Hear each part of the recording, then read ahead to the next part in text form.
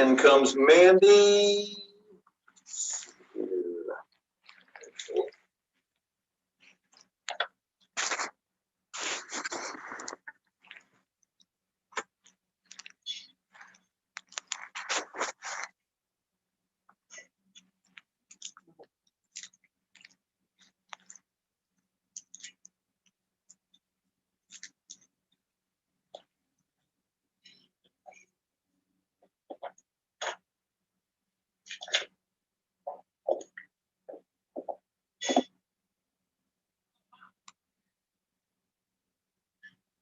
Well, I guess we might as well get started. I don't know who else will be here or when. We're only missing, let's see, Michaela's not here, and Teresa isn't here yet, and Ariel isn't here yet. But let's go ahead and get started. I always like to start by just asking if you've got any questions that you want to talk about before we get into the lesson material and the homework. Any questions from anybody?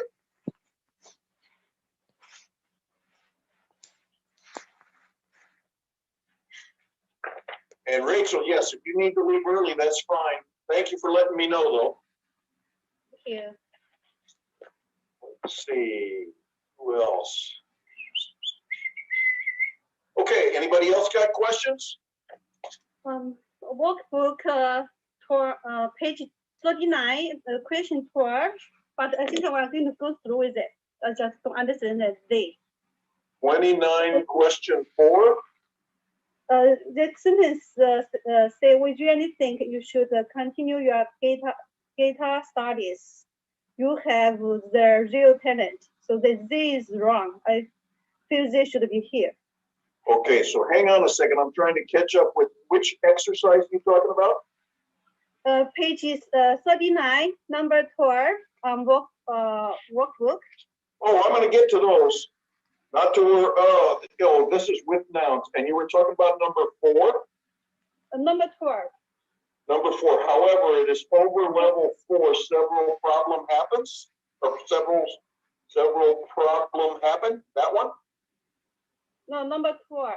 Oh, 12. I'm sorry.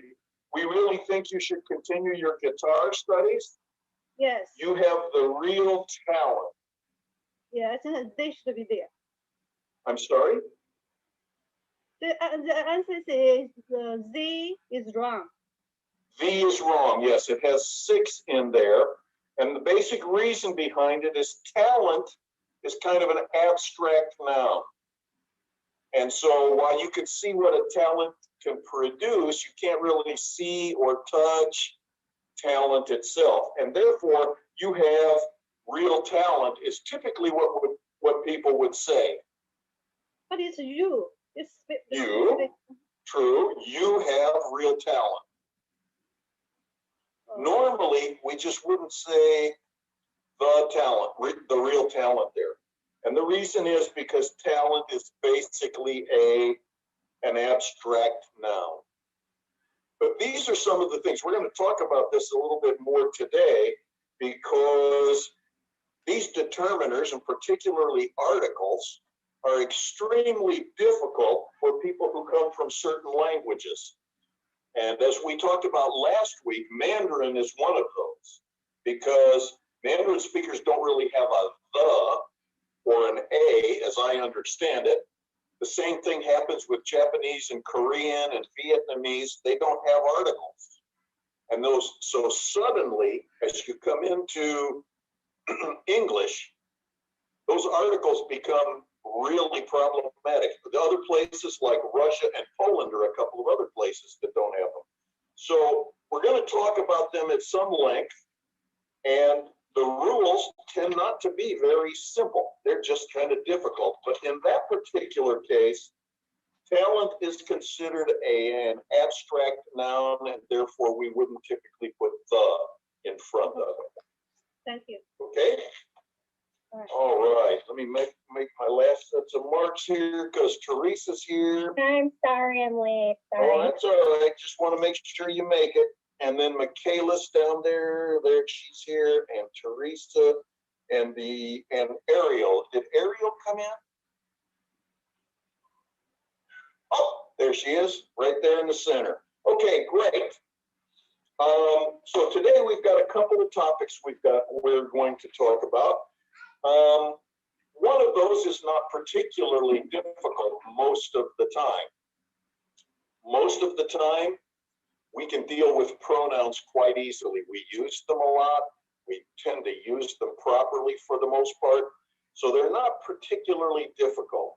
The thing that is really difficult for many speakers who are trying to learn English is the fact that languages that don't have articles find determiners to be very difficult. So Rachel and I were just now talking about that, but people from Russia and Poland and a lot of places in Asia just don't have them, and therefore suddenly to require them makes it very difficult and difficult to understand when to use it and when not. So what I would like to do is real quickly, we're going to talk about the key 5 exercises first. And essentially, this is the idea of count and non-count nouns. Normally, the way that you figure those out is you can't put a number in front of them, obviously. And another way is that we typically don't have plural forms. So, for instance, if I get a plate of rice, I don't call them rices, even though there are lots and lots of little pieces of rice, right? Same thing happens with snow. Snow is typically made out of a lot of snowflakes, but we still refer to it as if it was just one thing. So with that in mind, I'm looking at page 136 in the workbook. And just asking if you've got questions here on page 136. Anybody have a question about 3.51, 2, 3, or 4, or 5? Any questions on this page? I had a quick question about 3.5.3. Okay. So under determiner where it says number and quantifier, what are the differences between those two? Does that make Well, sense? I think the thing that you would find to be particularly different is if you've got a specific number or you've got some kind of a word that is kind of an indefinite number. For instance, if you think about some, I have some dogs. Okay, so that tells me it's a quantity of dogs, but it doesn't tell me the same as I have 3 dogs. Gotcha. I think that's going to be the primary place to look, is whether it's real specific or not. And we will be talking about those determiners here shortly. Any other questions on 136? How about 137?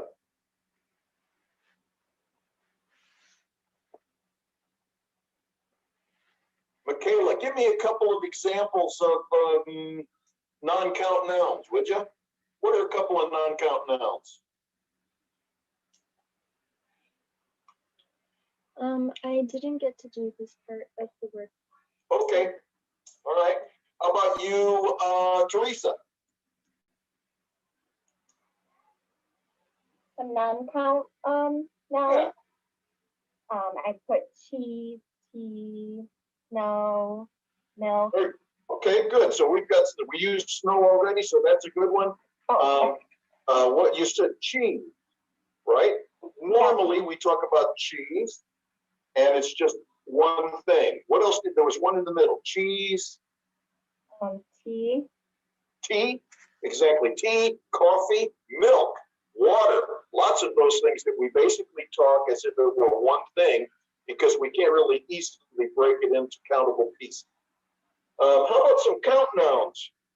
Anybody have any count nouns? Kayla, what do you got? I got toes, shoes, bagels, chairs, assignments.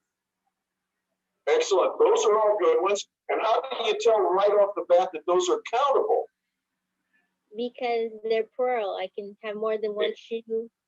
Exactly. So you used S, you had every one of those marked with a plural. And that tends to be the key way to figure out whether we've got something that's count or non-count. I'm jumping over to page 138 for any questions that you have on page 138.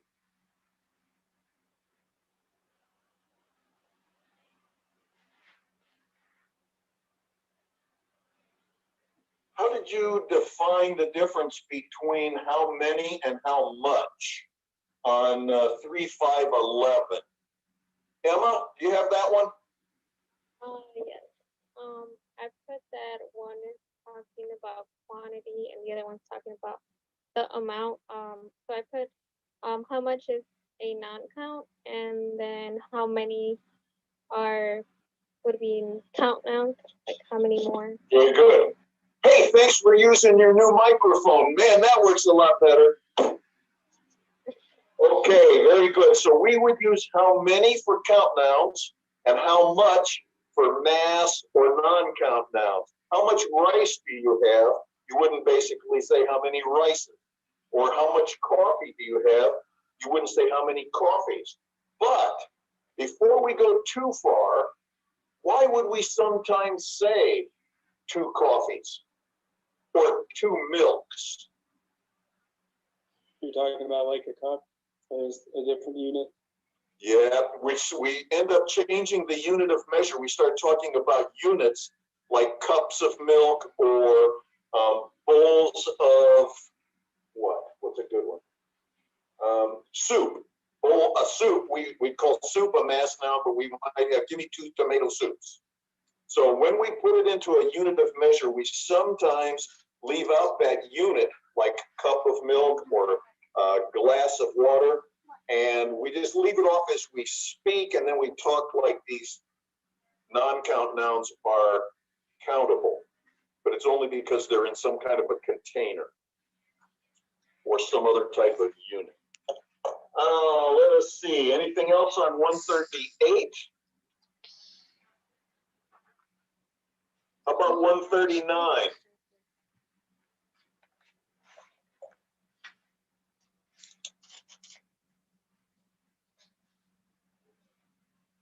And the last page, 140.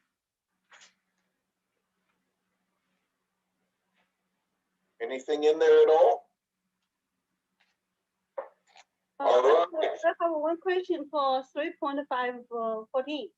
3.514. Let's see, where is it? Okay. A little. Ah, very good. Isn't this one curious? Sometimes we say I have a little money, and that means something. But if we say I have little money, it means something else. And it doesn't seem to make sense, but we do this all the time. When you've got something that has a little in front of it, you're really talking about there is some, but probably not much. It's kind of a positive statement. I have a little money. I have a few friends. But if you simply take that A off of the front and we say, I have little money and I have few friends, it becomes quite negative because it means either 0 or none or very close to none. And it's a very difficult thing for most of us to be able to explain, but the basic idea is a little or a few is not super good, but it's kind of positive. I have some, and I have little is another way of just about saying I don't have any. And it's just that A in there that makes the difference. And that's not fair, but that's the way it is. The guy who invented English, what was he doing the day he invented English? I guess I haven't told you yet. He was drinking. That's the only way I can figure out. He's had to have been drinking. Anyway, thank you for that question. I'm going to jump back over to the pronoun exercises. I think they were 2.36 and 2.37. That's over on pages 48 and 49.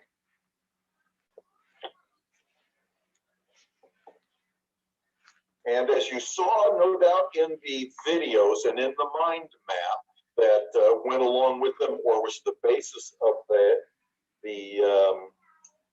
video, we can take pronouns and put them into lots of different categories. And some of those categories are really important, and some of them are less so. One of the things that I always ask is, what do you think is the biggest problem between a couple? What pair of pronoun categories do you think generates the most problem? If you look at that list of 7 different kinds, which one do you think causes the most trouble? And interestingly, I think sometimes this is for native speakers as well as for second language learners. Where do you think the problem comes in?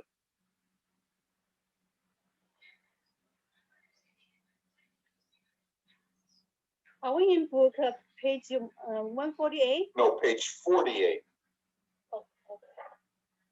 What do you think, Kay? What do you think is a place where we see a lot of problems with pronouns? People using the wrong set. Like with indefinite? I'm sorry? Like with indefinite or reflexive? Sorry, my cat is. Oh, that's an interesting one. Indefinite articles, many of the indefinite articles feel like they're plural when I say every or some. But in any case, when you use those, it ends up being something that we're dealing with singularly. So I don't say every man, it's every man. Or not every dog, it's every dog. That's one place. I think there's a bigger problem, though, with the difference between subject pronouns and object pronouns. And sometimes we, native speakers, very frequently misuse these. Let's say me and him are going over there. Well, me is not supposed to be the subject of a sentence, nor is him. But tell me you haven't heard people say me and him are going over there. We're using object pronouns where we ought to be using subject pronouns. He gave it, let's say he gave it to him and, what word do I use for John in that case? He gave it to him and, there's only 2 choices, I and me. He gave it to him and I, or to him and me? Him and I. Him and I. Geez, that's a great guess, but unfortunately, that's not correct. Yeah. Because if he's giving it to him and me, I'm the object of that gift, and therefore I shouldn't be a subject pronoun like I. Does anybody ever remember hearing a rule about how to test those? Yeah, Aiden, what do you think? Like you eliminate the, like in this case, you eliminate him, so you wouldn't say he gave it to I, you would say he gave it to me. So if you remove the superfluous part, that Well, would, the first one. right. Now, actually, that is a really good, succinct way of saying it. If you go in there and you've got 2 pronouns, you take the one that you're not really interested away and see how it sounds. So as you said, he gave it to I, we would never say that.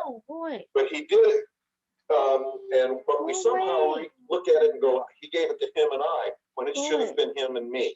He gave it to me is the word we need to use. So that's something to watch for. It pops up on the exam every time. Make sure you understand the difference about when we are using object pronouns, that's like the direct or indirect object, and when we're using subject pronouns. So watch out for that difference. I think the indefinite pronoun that Kay brought up is important to remember. Even though it looks plural, it treats its nouns as, it treats itself as singular. The demonstrative pronouns we began talking about last week, this, that, these, and those. So that's another problem area that we need to talk about some more when we do the determiners today. Do I have any questions on page 48? This is exercise 2.36. No, everybody's good? And how about 2.37, identifying the different types of pronouns?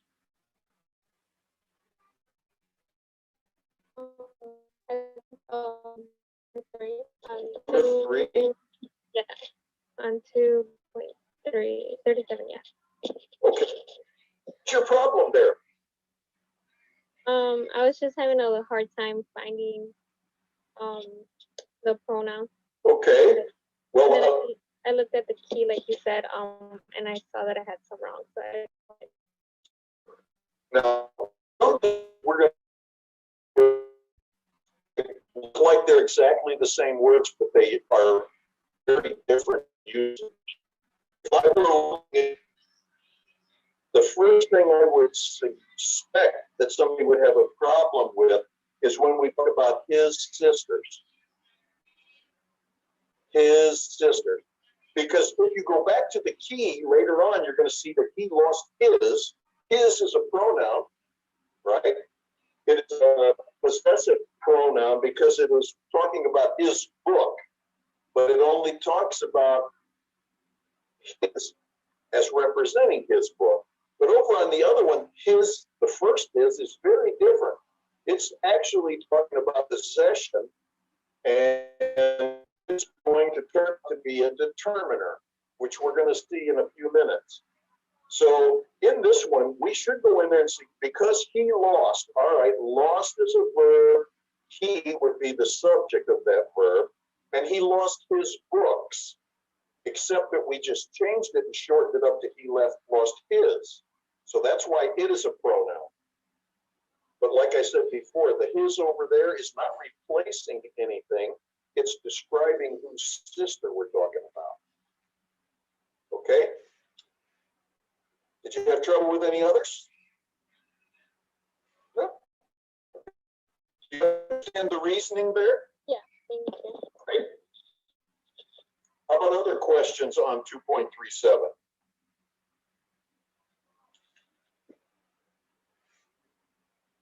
None? Okay. Well, rather than spend a lot of time where you don't have questions, let me move on to the next topic. What we're going to do here is I'm going to share a short set of PowerPoints. We're going to talk our way through these. Each one of these has something of a problem, and I want you to be able to look at this and say, yep, that isn't right, and this is why. So let's go in here, and I'm just going to say some typical pronoun error scenarios. And I'm going to just leave it like this. And let's do this. I'm going to pull up the first one. In this case, you have a person who is holding up a book. He's holding the class as the last female student is leaving the classroom. And your ELL student points at her and says to you, this book is her. This book is her. What's wrong with that? What should it be? This book is hers. That's exactly right. Why? Because it would be possessive, or not possessive. Yeah, it's kind of, we want it to be possessive, but her is what? It's an object pronoun, right?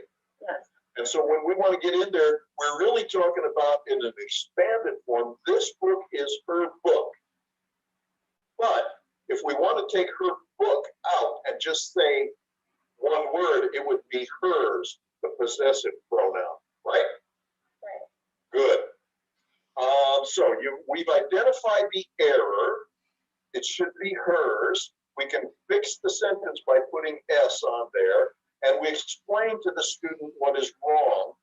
And what is wrong in this particular case is her is an object pronoun, but we should be saying a possessive pronoun because it's replacing a noun phrase.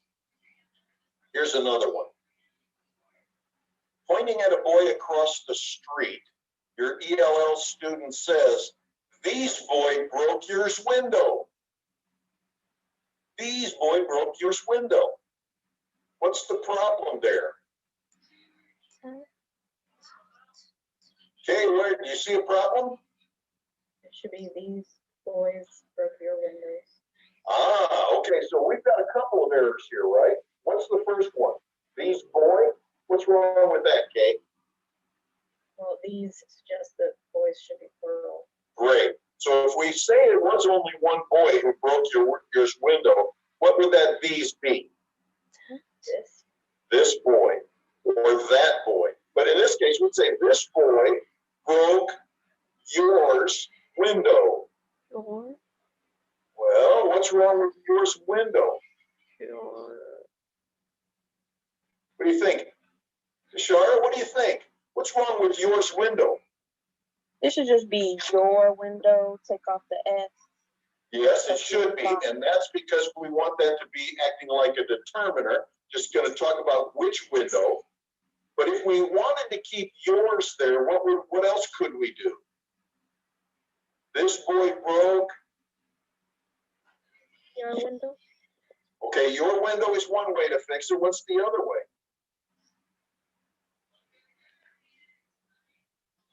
Just remove the window.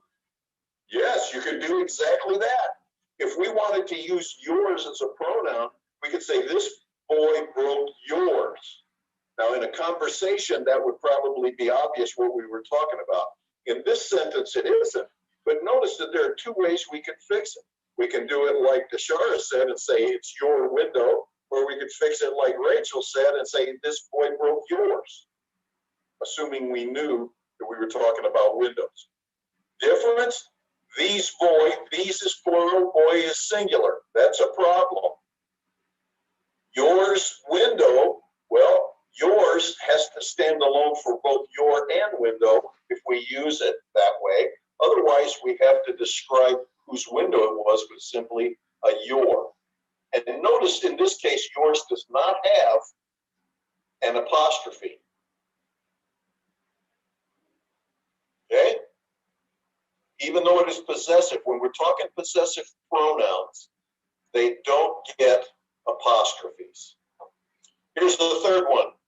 Pointing at a bowl of fruit on your table, right next to her, your native English speaking student says, "Can I have some of them grapes?" Now, Kay is laughing. I saw her. And the only reason I put this out here is because my English is so bad, I often say that. Give me some of them grapes. I want some of them oranges. It's not right. Why? Kay, you were laughing. I was laughing because that's how people speak where I'm from. Where are you from? Appalachian, North Carolina. Oh, yeah. Well, see, that's why I don't talk that way. I don't come from there, but I was exposed to many people who spoke that way. We do it all the time. And it's not only in Appalachia that they do that. That happens all over the place. But what's wrong with them? What should it be? Those, because there are multiple grapes. Right. We should be talking about those because we're talking about grapes, right? Give me some of those grapes. Them would typically be okay. Can I have some of them? I guess we could probably say that. It wouldn't sound too weird. If we use them in front of something like a plural noun, it sounds very strange. So can I have some of them would be okay. Can I have some of those grapes would be okay. Oftentimes there are more than one way to fix something. During a conversation, your ELL student says, "My mother, she is a doctor." What's wrong with that? My mother, she is a doctor. What do you think, Mandy? I think it should be my mother is a doctor. Yes, you're absolutely right. What's wrong? Why would somebody put she in there?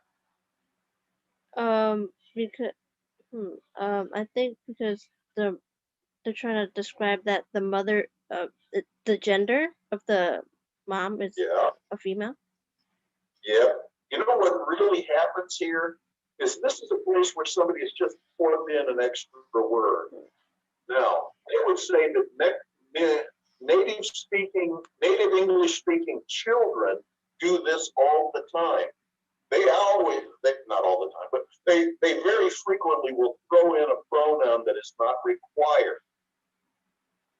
Another group of people who do it would be some of the people who speak languages that can drop pronouns. The first one that comes to mind is Spanish. Spanish could say, they could just leave the she out and not use it at all. But they probably get corrected so often that suddenly they overcompensate. And so when somebody in Spanish could say, ella es una doctora, they could also say, if everybody knows who we're talking about, es doctora. In English, we can't do that. And part of the reason is we don't change our verbs around. But Spanish changes the verbs around so much that you know who they're talking about, even without saying the pronoun. So Spanish speakers, French speakers, Brazilian, Portuguese speakers, at least, fall into the category where they may overcompensate and put in extra pronouns. Something to watch out for with your students. And if you're teaching little children, I think you're going to hear stuff like this a lot. My mother, she is a meanie. My father, he is a policeman. You hear that kind of stuff from little kids all the time. Eventually they drop it. But people from another language background may not. Here's the last one. Pointing at two cars in the driveway. Your ELL student says, those are our cars. Those are our cars. What's wrong? Two ways to fix it. Right? Aria, what's one way to fix it? The word hours, that is wrong because the word hour is already plural. Hey, that's not a bad kind of suggestion.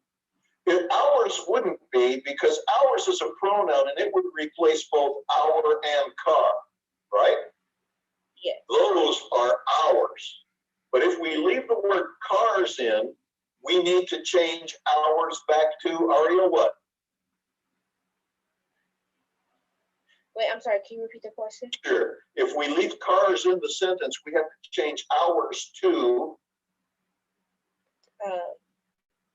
Hour. Great, just our, and therefore it'd be a determiner. Interestingly, you may run into people who have to change their articles and determiners to be plural, like Spanish speakers perhaps. They would go, they would have to say ours cars to translate it directly. But in this particular case, we know in English, we either say those are ours, standing for our cars, or those are our cars. So that's just a little bit of practice to be thinking about. What kind of errors are you likely to see, and how would you tell people about them? Okay? Questions on that?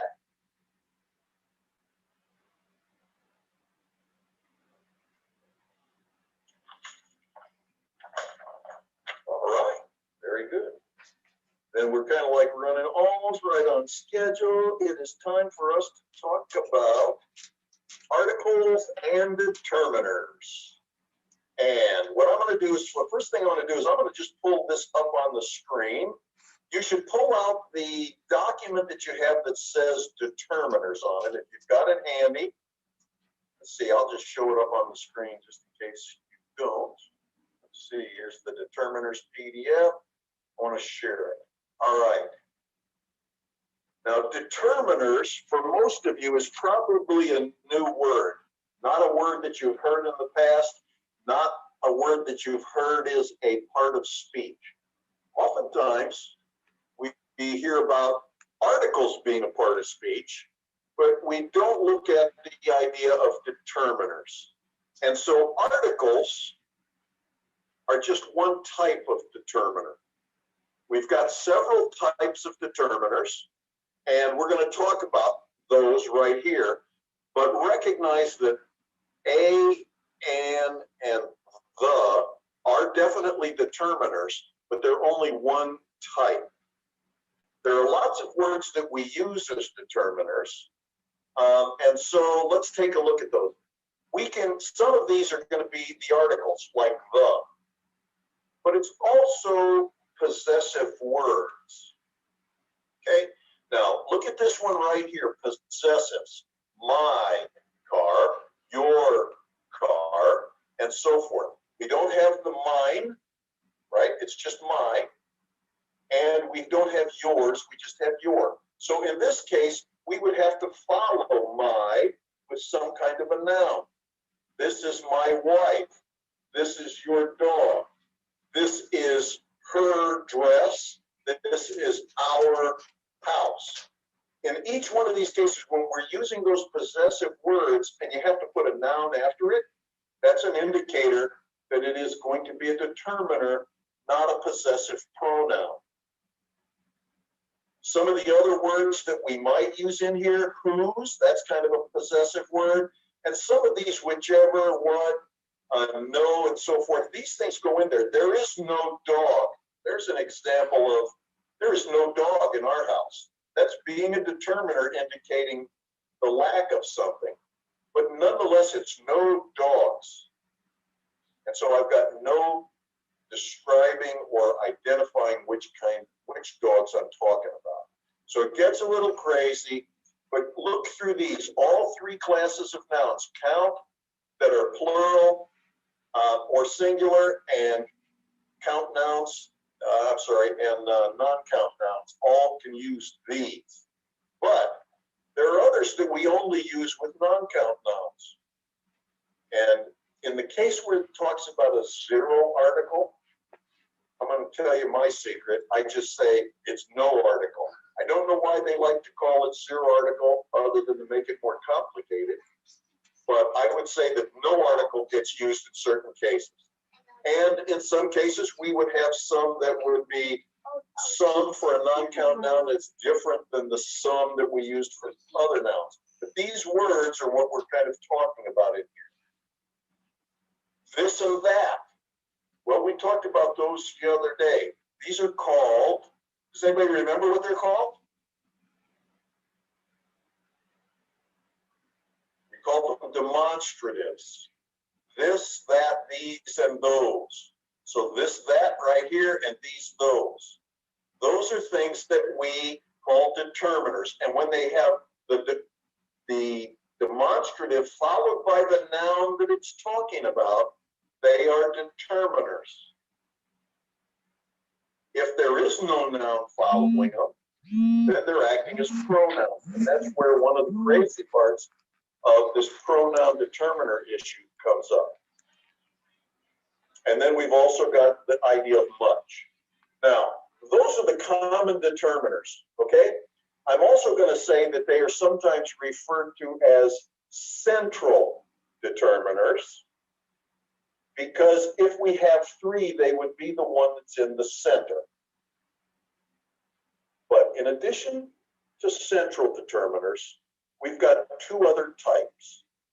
We've got these things here that are called predeterminers that come in front of words like my and the. And we have post-determiners that come after words like my and the, or which. Okay? Now, if you look at the predeterminers, some examples of those words are things like all, or half, or both. We might also be looking at words that talk about multiples, like double, twice, thrice, three times, treble, and so forth. These are multiples. These would come in front of those words like the, and 1/3 and 3/5, or any other kind of fraction. Now, what we're going to look at as we go into some sentences yet is we're going to have to go in there and determine or decide Is this word a predeterminer, a central determiner, and also in many cases it's just called plain determiner? I like to think of it as central. But predeterminers, determiners in the middle, and what we also have is post-determiners. Okay? Now, these can go in groups of 3, but let's go over, and I've got a different slide that I want to show and talk about for just a couple of minutes. And it is called determiner slots. Now, the first thing I'm going to say is determiners are not adjectives. I'm sure that I've said that in my videos a couple of times. And I'm sure that I also mentioned that the author of your book does talk about them as being adjectives, but they are not. They do describe nouns and pronouns very much like adjectives do, but these determiners come at the very beginning of a noun phrase. Okay? They're going to come at the very beginning, and if there are some adjectives, they would come after the determiners and in front of the noun that's there. So keep in mind, determiners are not adjectives. Adjectives, as you will see next week, we can string as many adjectives together as we want to. We can put 5 or 6 or 7 or 8 adjectives together in front of a noun. We don't do it very often, but we can. But when we're talking about determiners, there are 3 slots and only 3 slots. So let's take a look at that. That's probably the biggest of the reasons why. If I were to take adjectives, I could put these together. Here's a long one. A big, round, golden Chinese metal serving spoon. Adjective, adjective, adjective, adjective, adjective, adjective, noun. And there is nothing wrong with us saying things like that. We do it sometimes in speaking. We don't do it in writing. I'm sorry, we do it in writing sometimes. We don't very often do it in speaking. But what did you find over here? Here's a determiner, a, just like the. This is at the very beginning of this noun phrase. A spoon, which kind of spoon? A big, round, golden Chinese metal serving spoon. We could still put in some additional ones in here. Like I could take the word ornate and probably go big, ornate, round, golden Chinese metal serving spoon. I can just keep expanding this. When we get to determiners, we do not have the ability to go beyond 3. And we have to put those 3, if we actually have them, those 3 go in a very specific order.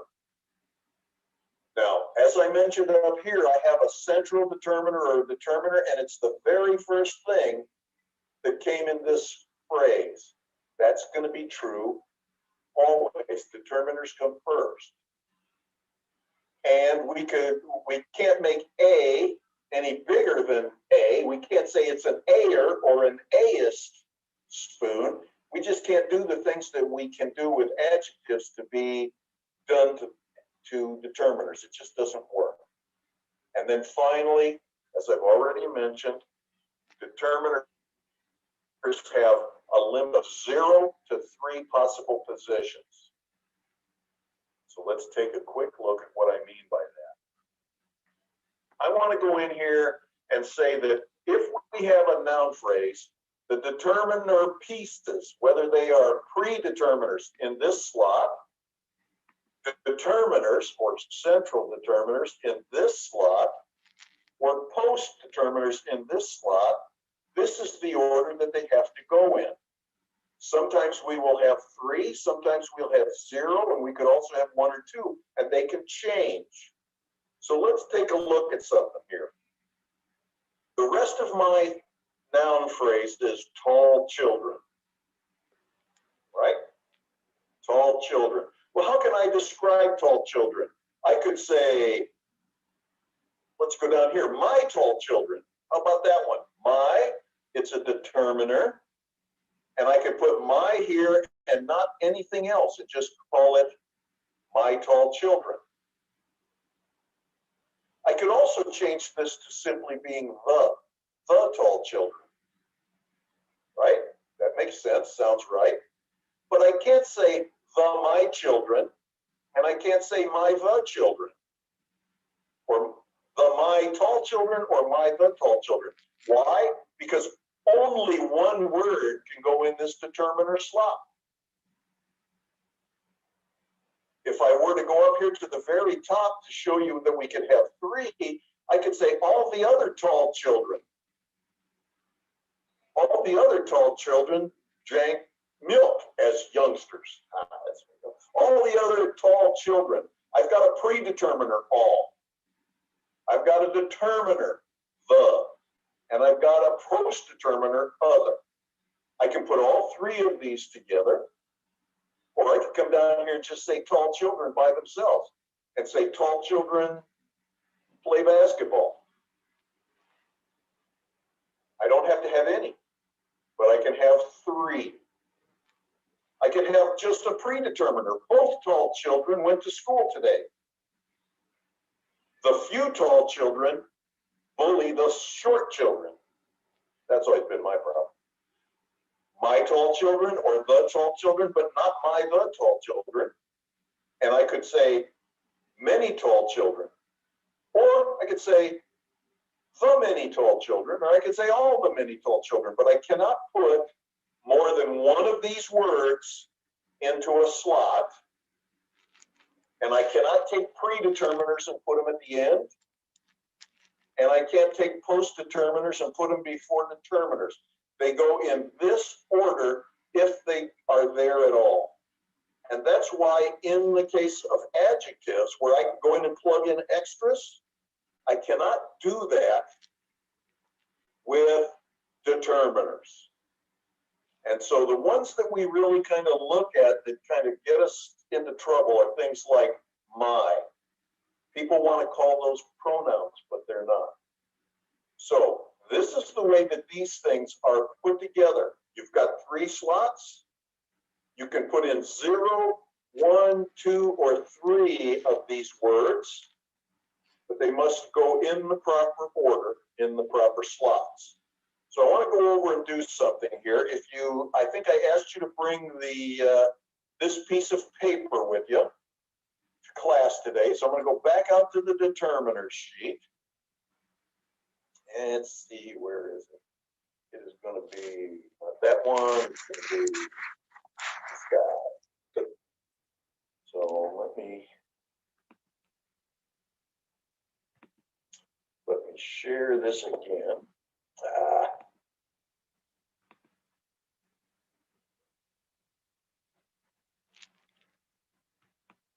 So recognize, and this is something that I'm pretty certain is new to everybody. I never realized these things were there, but we have the determiners that are the most common that happen in the middle. And these are possessive words.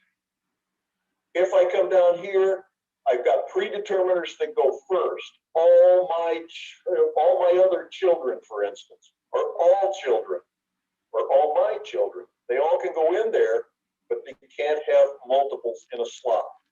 Now let's roll over. One of your assignments for next Monday is going through this and finding all of the predeterminers, the central or the determiners, the ones in the middle, and the post-determiners. Go in and underline once every predeterminer. Circle every central determiner, and double underline every post-determiner. So let's just look at A here. We'll do a couple of these together, and let's look at A. What kind of determiner class words do we have in here? Oh, wow. What determiner classes do we have?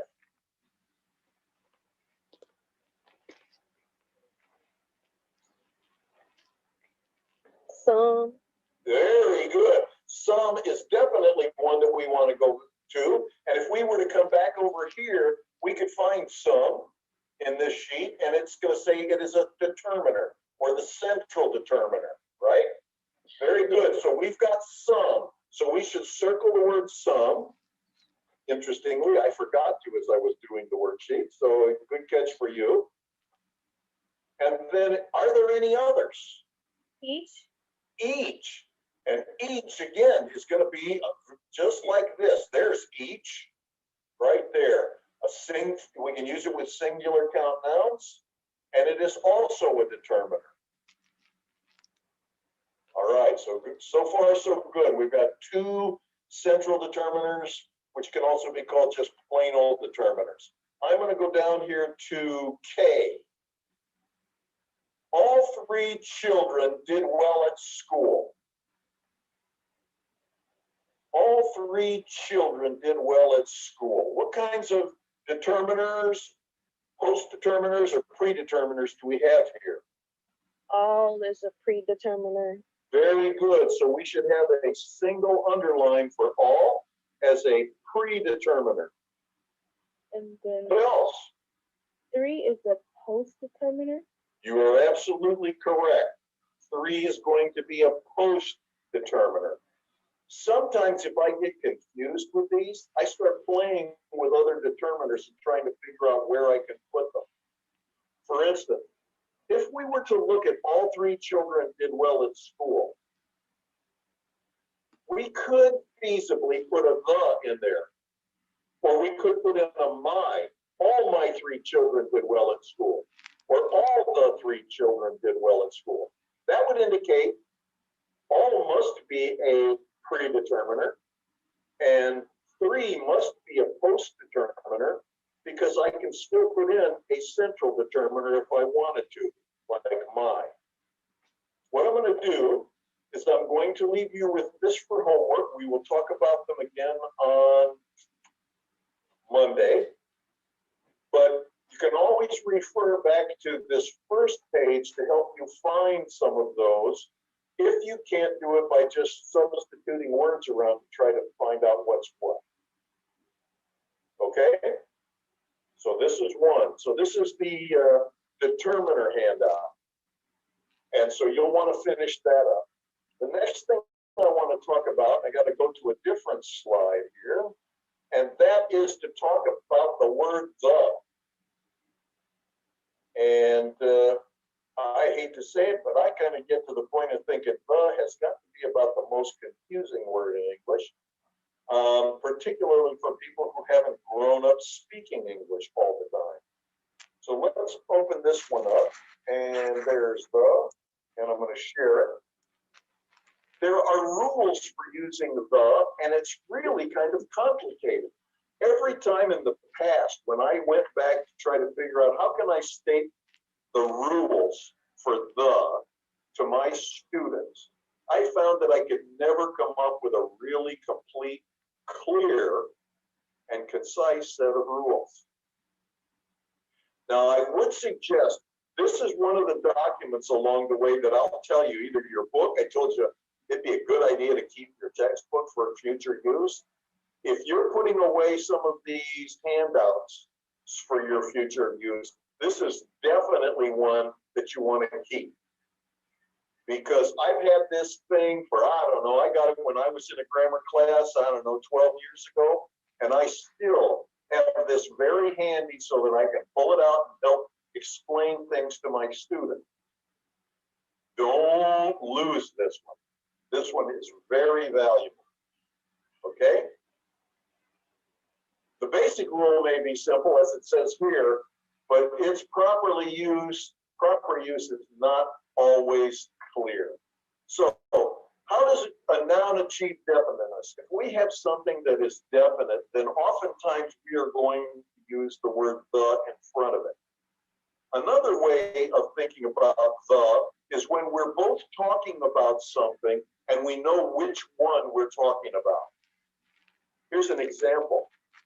I went to, let's say I went to Walmart yesterday and I bought a hat. If we start the conversation, I would start the conversation with, I went to Walmart and bought a hat. And then from that point on, when we talked about hat, this particular hat, we would talk about it as the hat. And I bet you've never recognized that or realized it. But if we go through here, we'd say, I bought a hat at Walmart yesterday. The hat is green. I can't find the hat today. Have you seen the hat? The hat is in the car where you left it.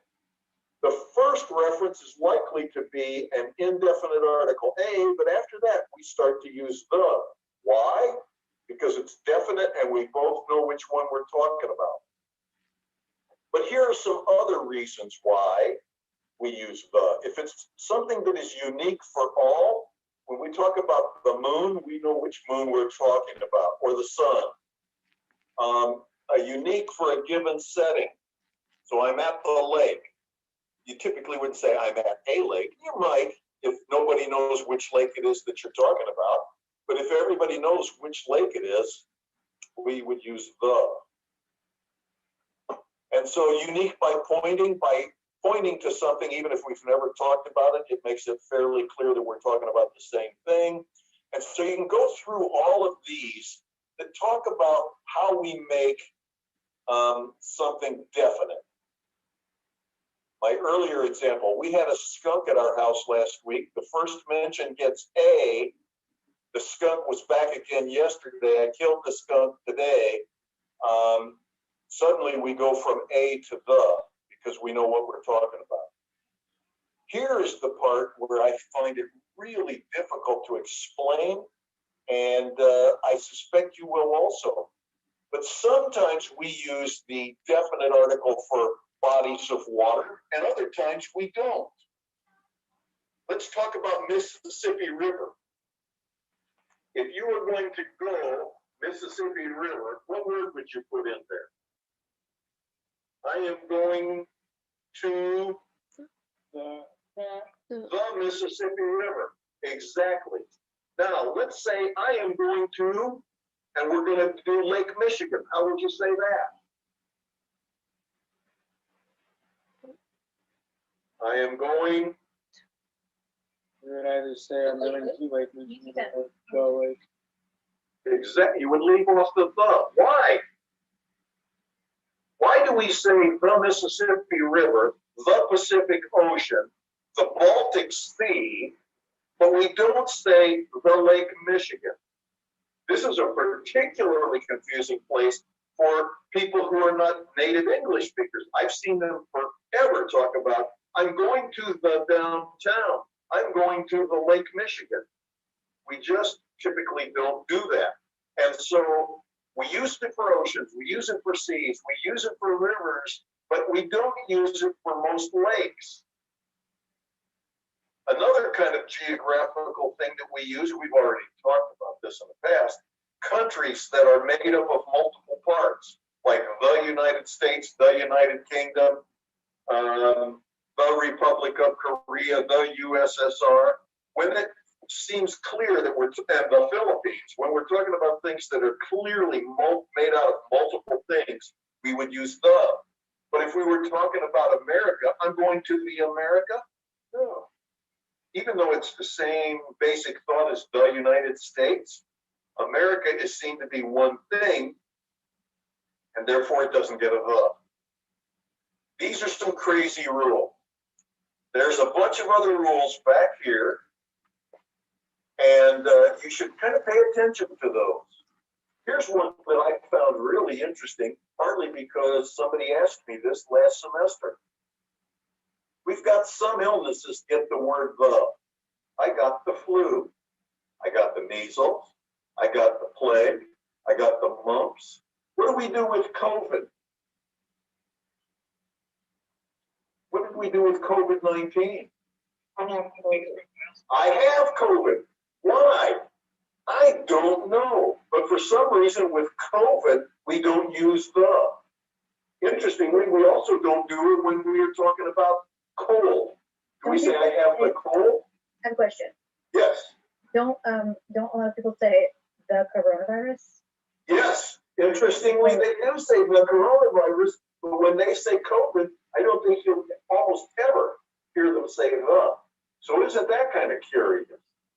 it, I can't tell you the reason why we use it in one case and not the other. I wish I could.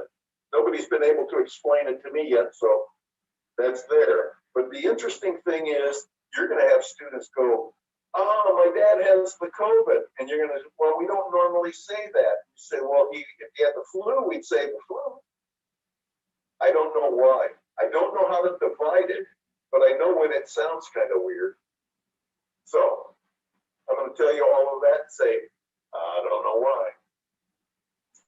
And then there is this idea down here about zero determiner, which I suggest you think of as no determiner. People who are into theoretical linguistics like to talk about a zero determiner, or also called a null determiner. I just, you know, in my sample mind, I say if there's no determiner there, there's no determiner there. And we don't use the when there's no determiner. Okay? I will, like I said, I think the is probably one of the most difficult concepts in English, so I am just going to leave it there and suggest that you keep this handy because it will help you a lot with your students. Okay? Questions on that?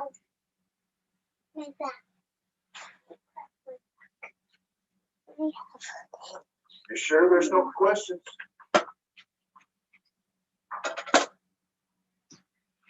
All right. So we're going to go back to a topic we started to talk about on Monday. We talked about it a little bit already. And that is the difference between a determiner and a pronoun. Okay? Now, some of these are the words like this, that, these, and those, the demonstratives, right? These, that, these, and those. They can play the role of either a determiner or a pronoun, depending on how they are used. Similarly, we've already seen his in one of our exercises could be used as a determiner, and his could be used as a pronoun and in the same sentence. I don't remember who it was that asked the question. Somebody asked the question about this one or found it difficult. Emma! It was me, yeah. It was Emma's fault. Okay, so in that particular case, we had the word his twice in the sentence and they were different. So I want you to think, I've already said this several times, but I may not have gotten it across to you. When is one of these words a determiner?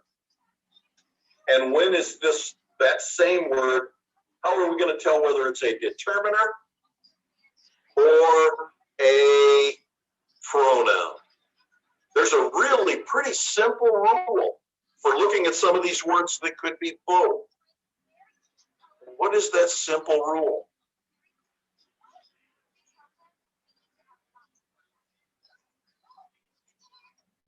Teresa, you got it right. I don't know. Hey, if you're wrong, we're going to ridicule you, so take a chance. Well, because a pronoun replaces a noun, Yes. where a determiner wouldn't exactly replace A it. determiner wouldn't, definitely wouldn't, not exactly, it just doesn't. Okay, but you're almost on the cusp. You could probably state this rule if you give it just a little more thought. It's going to be determiner if.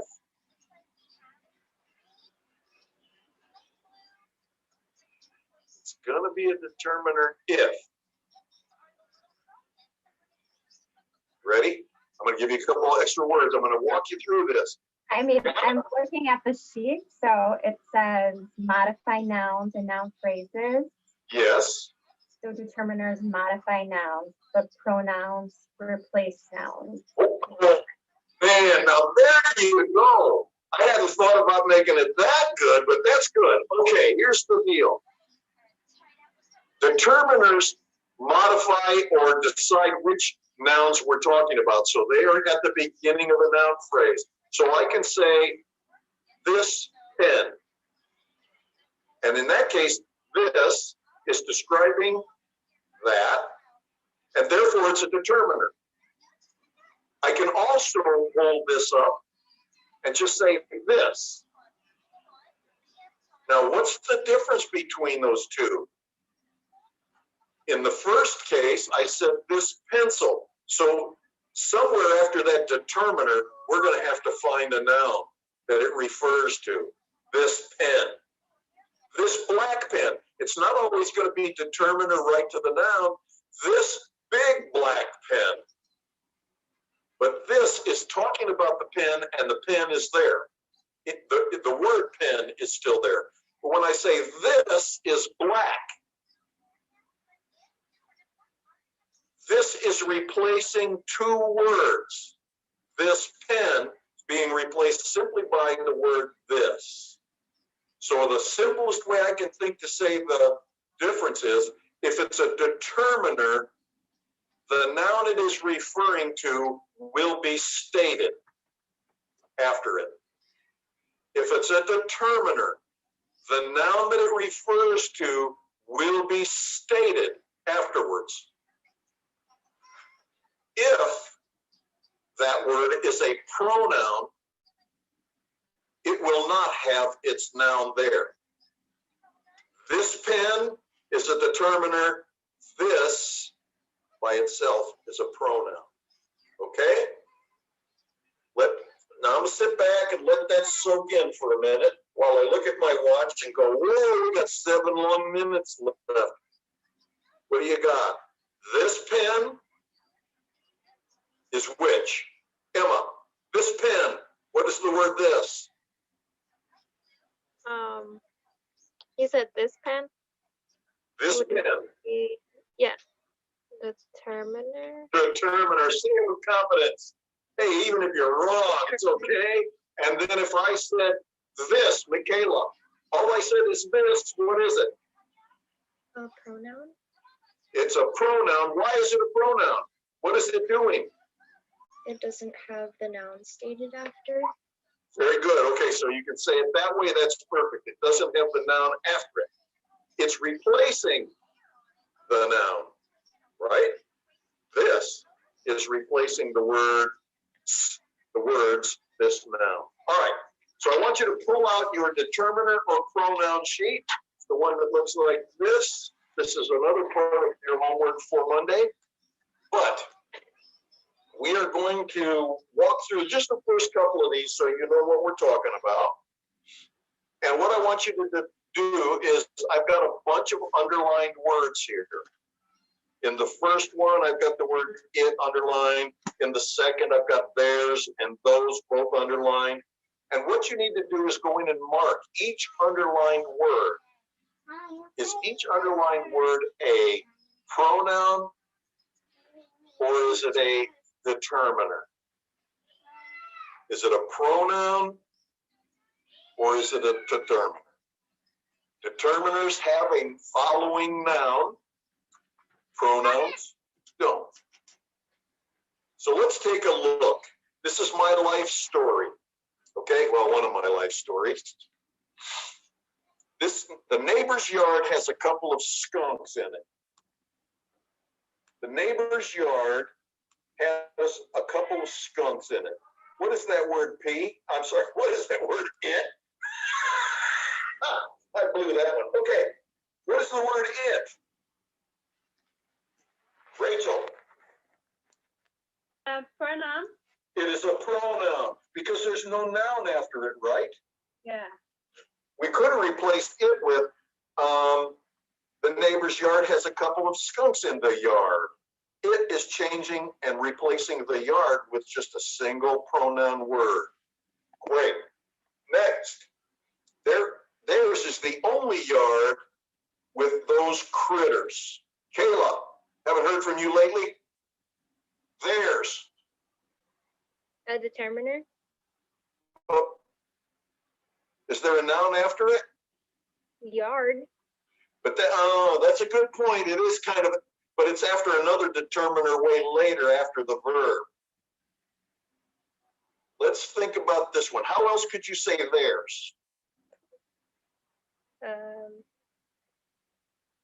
there's someone.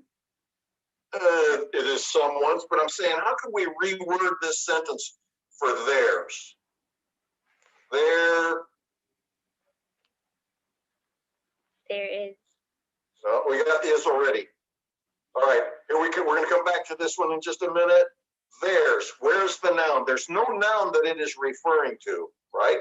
If we did, it would say their yard. If it said their yard, that would be a determiner, right? Because we'd have the their, that possessive word, and we'd have the noun. But in this case, that extra word isn't there, so theirs is actually replacing the phrase their yard. So it's going to be a pronoun. So theirs is the only yard with those critters. Aisha, what do you think? What about those?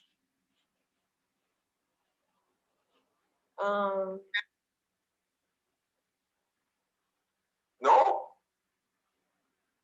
Trying to find, is it, those? Those, the word those in the number 2, is that a pronoun or a determiner? It's a pronoun. It's like a possessive, right? Well, in terms of those here, do we have a noun coming after it? Those critters? Oh, yeah. Those critters, yeah. Okay, so those critters is not being replaced. I've got the determiner and I've got the noun. So in this case, you would mark theirs as a pronoun because there's no noun directly following it. And you would mark those as a determiner because there is a noun following it. So I'm going to leave you with the remainder of these. We will talk about them, but try to get this idea clear.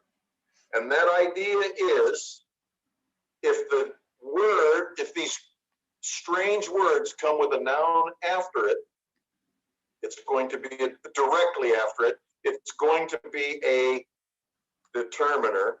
And if there is no noun coming directly after it, then it's going to be a pronoun. Okay? The rule is simple, but it's hard to get it to where you see it very clearly. So give that some practice. I'm sure I'm giving you 1 minute back, but I will be here for anybody who continues to stay and ask questions.